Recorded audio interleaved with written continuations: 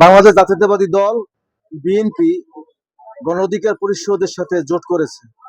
পটুয়াখালী ৩ আসনে গণ অধিকারের পরিষদের চেয়ারম্যান জনাব ভিপি নুরের সাথে জোট করেছে বিএনপি।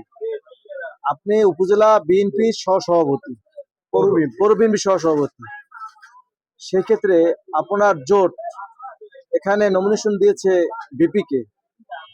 আপনার মতামত কি, আর আপনি জোটের প্রার্থীর সাথে কাজ করবেন কিনা? ধন্যবাদ আপনাকে।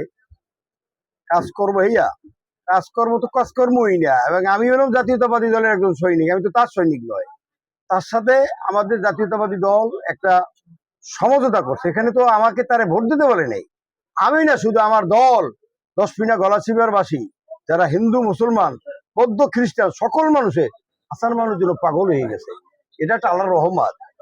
তবে ইনশাল্লাহ আগামী ফেব্রুয়ারি 12 তারিখে আমি আমার এই উদুমুখে বললাম, ইনশাল্লাহ সে বিপুল ভোটের ব্যবধানে ইনশাল্লাহ এমপি হইয়া ওই তারেক রহমানকে ইনশাল্লাহ আমরা তাকে উপহার হিসেবে দেবো ইনশাল্লাহ।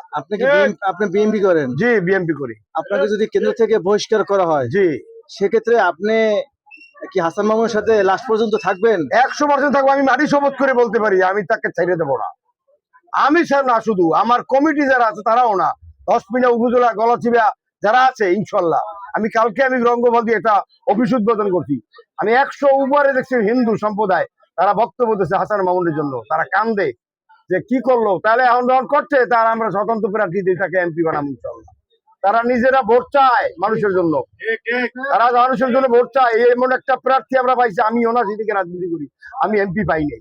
এটা আমার মনের একটা খোরাক।